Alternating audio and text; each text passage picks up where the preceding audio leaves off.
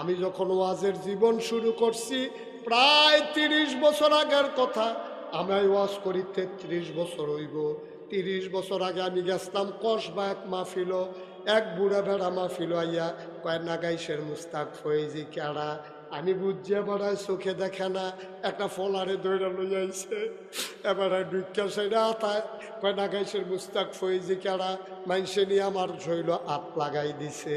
এবারে হাত ধরে আস্তে আস্তে আন্দাজ করে আমার মুখের কাছে আইছে, হাত দিয়ে আমার মুখ হাতায় আর দোয়া করে, আপনার আব্বার ওয়াজ শুনছি, আপনার ওয়াজ আপনার মোলাফানে বড় পছন্দ করে।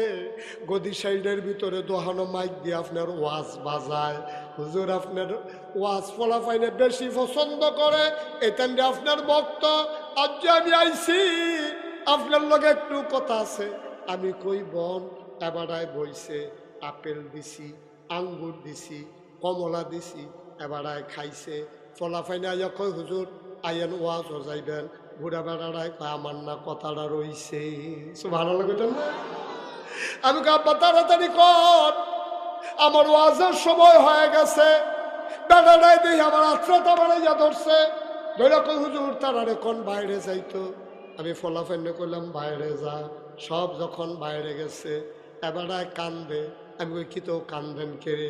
হুজুর চাদরটা কুদুর খুলি, শীতকাল। আমি কই চাদর খুলবেন কি হতেন? কয়েকটা জিনিস দেখাইতাম।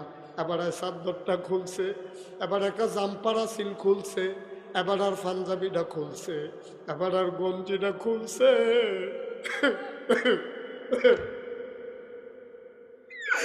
আমার দিকে ফিটটা দিয়া বেড়ায় কয় সানছেন হুজুর কি দেখেন? আমি তাকাইয়া দেখি গরু ফিডুন্না ফাজুন দিয়া মানুষের ফিডো ফিটলে যেমনে তিতা ফোড়া দাগ দেখা যায়।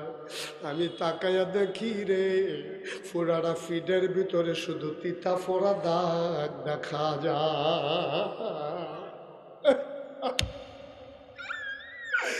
আমার কলজাটা বেড়াইয়া বর্ষা দিয়ে উঠছে। আমি ফিডের ভিতরে হাত দিয়ে কই আব্বা তোমার এই কাম কে করছে? এই সমাজে কি কোনো মানুষ নাই? এমনি গরুর মতো তোমারে ফিটলো, কেউ কি ধরুন না ছিল না? এবার আইসিল্লান দা কয় হুজুর আমারে কেউ পিটে নাই। আমি তেলে দাগ ফললো কেমনে? কয় হুজুর আমার ফার্স্টটা মাইয়া, পরে একটা ফুট হইছে শেষে। আমি খুশি হইছি, আমার ফলারায় আমার বংশের বাত্তি, তারে আমি বাজারে লইয়া যাই। আমি একটা বড় গামছা কিনলে তারে একটা ছোটো গামছা কিনা দেই। আমি একটা বড় লুঙ্গি কিনলে তারে আমি একটা ছোটো লুঙ্গি কিনা দেই। আমি তারে কাগজের টুপি কিনা দেই ঈদের আগে দিয়া, রঙিন জামা কিনা দেই। তারে আমি কুলো করে বাজারও লইয়া যাই। তে আমারে সারা কিচ্ছু বুঝে না। তে ঘুমায় আমার ভোক্তা, গোসল করাই আমি, হুজুর নলা দিয়া খাওয়াই আমি। পেশাব ধরলে তারে আমি বাইরে লইয়া যাই। ফলাফাইন মা মা করে, আরতে গিয়া আব্বা আব্বা করে। আর এতে বেশি আদর করি। হুজুরতে বড় হইছে, তারে বিয়া করাইছি, একটা নাতি হইছে। তে তাহে রান্না করো। আমি গরিব মানুষ, আমার একটা রসিঘর আর একটা রান্নাঘর। রান্নাঘরটা হলার বেড়া দেওয়া, একাশিরা বাড়ি, আলগা বাড়ি। হলার বেড়া দিয়া এই লেলারাইয়া বাতাসাই উত্তরা বাতাস। আমার নাতিটার জ্বর উঠটা গেছে গা, ডাক্তারের কাছে গেছে, পরে কইছে নিউমোনিয়া হয়েছে। আমি আর তার মায় বুদ্ধি করলাম, এতান্ডিরে এই ঘরটা রাহন ঠিক হয়ে দিল, ছোট্টা বাচ্চা এতান্ডিরে রসিগরও দিয়া লাই। বুড়া বুড়িয়ে বাসাম কয় বছর, বাকি জিন্দগিটা রান্না ঘরে থাই কালা।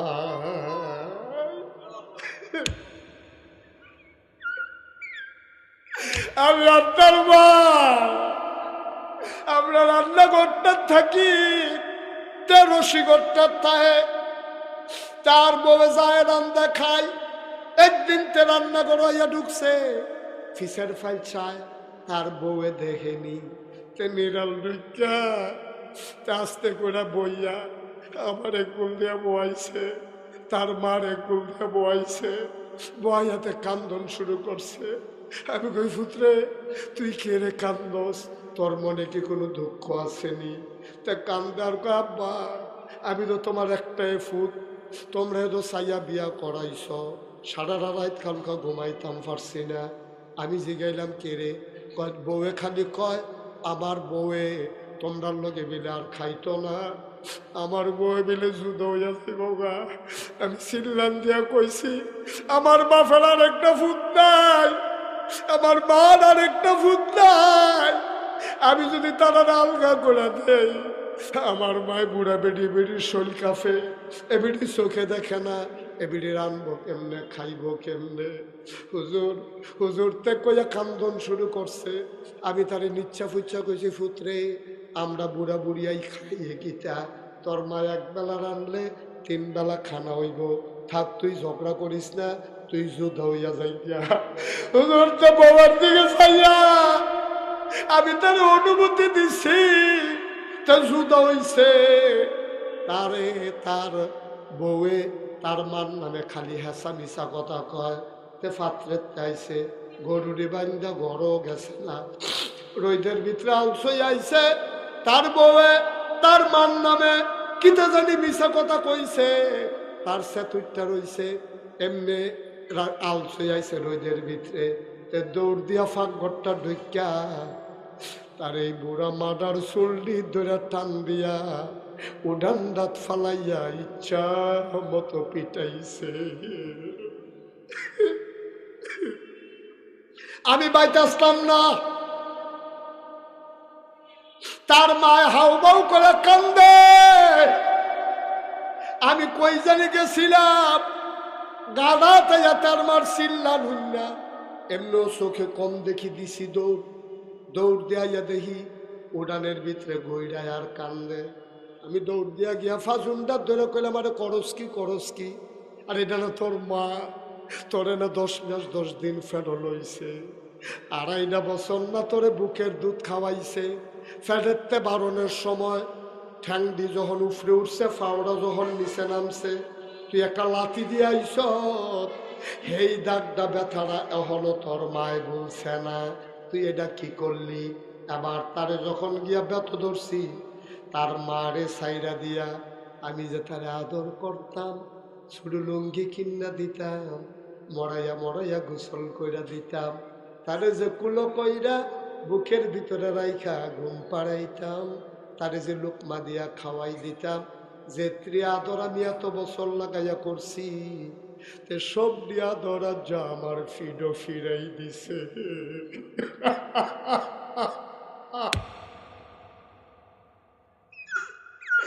সব দিয়া আদর আচ্ছা ফিরাই দিছে। বলা ভাই আপনার কথা শুনে আপনি কুতুর মা বাপের কথা বুঝাইয়া কইয়েন। আমি কই আব্বা আপনি আর কান্দেন না, আপনি কানলে সব শেষ, তার বিনাশ হয়ে যাইব। হুজুর আমি বদদোয়া দেই না দো, তেটা আমার একটাই ফুট, তারে বদদোয়া আমি কেমনে দেই? আমি কই বদদোয়ার দেওয়ান লাগতো না, তোমার চোখে দিয়া হাতে পানি আনছে, তোমার ফিডো ফাজুন দিয়া ফিডাইছে, আর বদদোয়া লাগতো না রে, তার জীবন শেষ হয়ে গেছে, ঠিক কিনা? ও কংসনগরের যুবকেরা রে, ও মুরব্বী বাবারা, পর্দার আলালের মায়েরা, আম্মা ও আম্মা, তুমি জামাই ফাইয়া হৌর হরি বললা লাও, তে আসমানতে নাজিল হইছে না গো, এই হৌর হরি এদতে জন্ম দিছে, তুমি আজ যা জামাই ফাইছ হৌর হরি বললা লাও, মনে রাইখো তুমি একদিন হরি হইবা। ও কংসনগরের বাবারা, তোমরা একদিন শ্বশুর হইবা। আজ যা যে তুমি তোমার শ্বশুর শাশুড়ির লগে এমন করো, একদিন তোমার ফুতের বউয়ে তোমার সাথে এমন করবে, ঠিক কিনা? আমি জানি না কার আব্বা নাই, আমি জানি না কার আম্মা দুনিয়াতে নাই। এই প্যান্ডেলটার ভিতরে আজকে যখন আমি আইসা ঢুকছি, তোমরা যখন দৌড়ে আইস, আমার বড় চিন্তায় পড়ে গেছি। আমি এতক্ষণ দি প্যান্ডেলটা বললো না, অহন যে হগলি মানুষ আইল, আমার যে তারা বান্না লাইল, আমার যে তারা মহব্বত করে লাইল রে, আমার দায়িত্ব তো বাইরা গেছে গা, আমার মনটায় সাক্ষী দিছে, তোমাদের আজকের মাহফিল আমার আল্লাহ কবুল করে নিয়েছে। এই যে ভাই, এই যে একটু বসেন, একটু বসেন।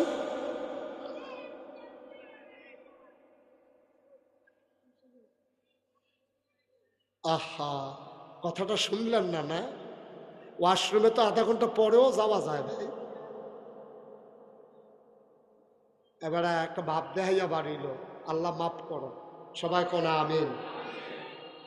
এমনি বাপ দেখাইয়া বাড়িলেন আপনি, আরে বাপুরে আইনের লোক। এবারে ওয়াশরুমও যাইব, ফেসাব ধরলো, আধা ঘন্টা ফেসাব রাখুন যান। আপনারও তো ফেসাব ধরে, এমন না যে আমরা যারা বক্তা আমরা আর জীবনে ফেসাব টেসাব ধরে না। ফেসাব যদি ধরে আমি কি কইতাম পারাম আপনারা রে, ও আরো 1 ঘন্টা ওয়াজ করাম বন, আমি ফেসাব করে আই।